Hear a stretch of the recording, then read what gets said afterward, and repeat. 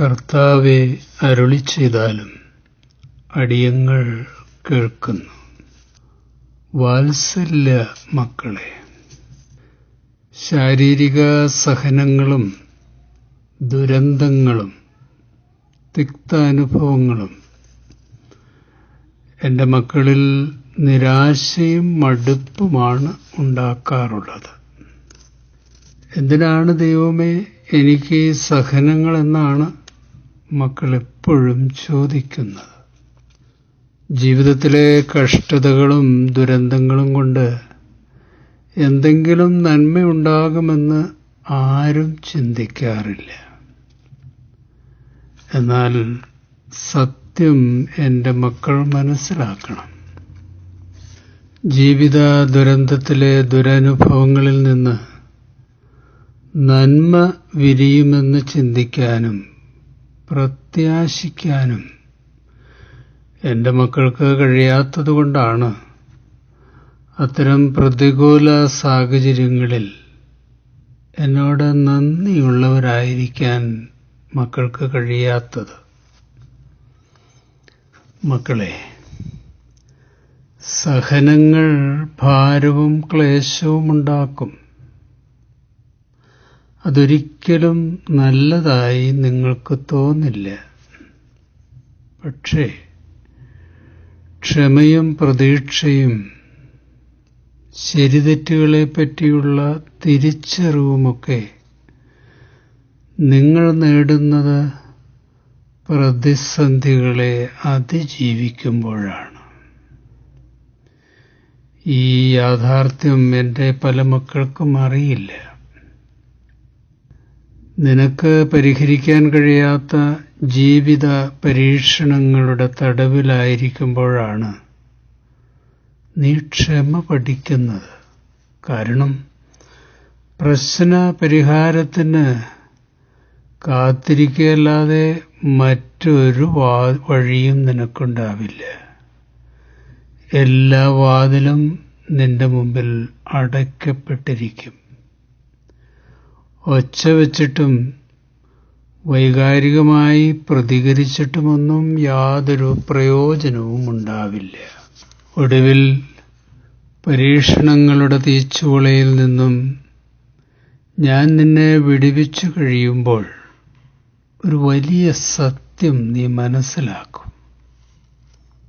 എന്താണെന്നോ? നിന്നെ ശുദ്ധീകരിക്കാൻ, നിന്റെ പരിമിതികളെപ്പറ്റി മനസ്സിലാക്കാൻ, വിനയവും താഴ്മയും പഠിപ്പിക്കാൻ ദുരനുഭവങ്ങളെ ഞാൻ പ്രയോജനപ്പെടുത്തി എന്ന വലിയ സത്യം നീ മനസ്സിലാക്കും.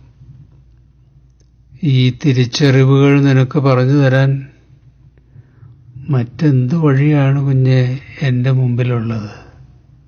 അനുഗ്രഹ സമൃദ്ധിയിലും ആഹ്ലാദലഹരിയിലുമായിരിക്കുമ്പോൾ ജീവിതത്തിൻ്റെ അടിസ്ഥാന ആത്മീയ മൂല്യങ്ങൾ പഠിക്കാൻ നീ തയ്യാറാവില്ല.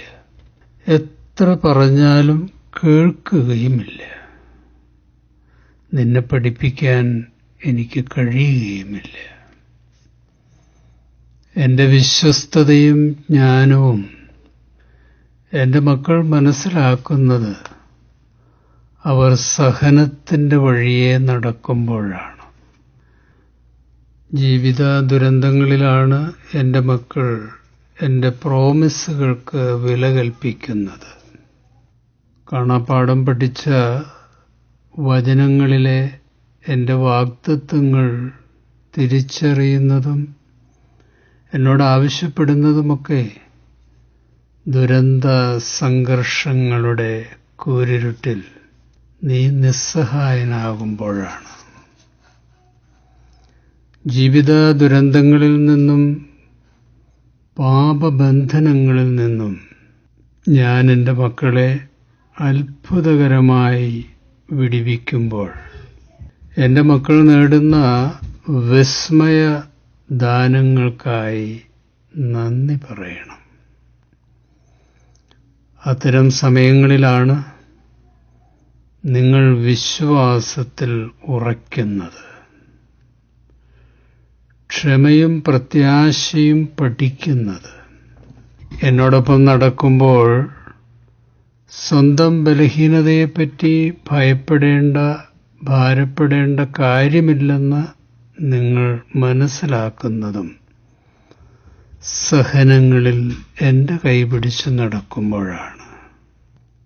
എൻ്റെ മക്കൾ പറയണം, കഷ്ടതകൾക്ക് നന്ദി.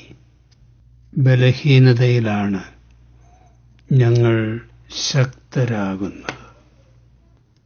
റോമലേഖനം 5-ാം അധ്യായം.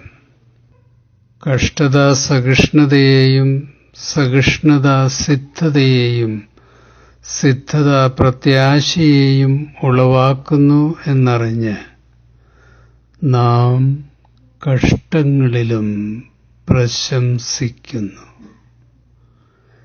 ഈ വചനങ്ങളാൽ ദൈവം നമ്മെ ഇന്നേ ദിവസം അനുഗ്രഹിക്കട്ടെ. ശുഭാശംസകളോടെ എ പി ജോർജച്ചൻ.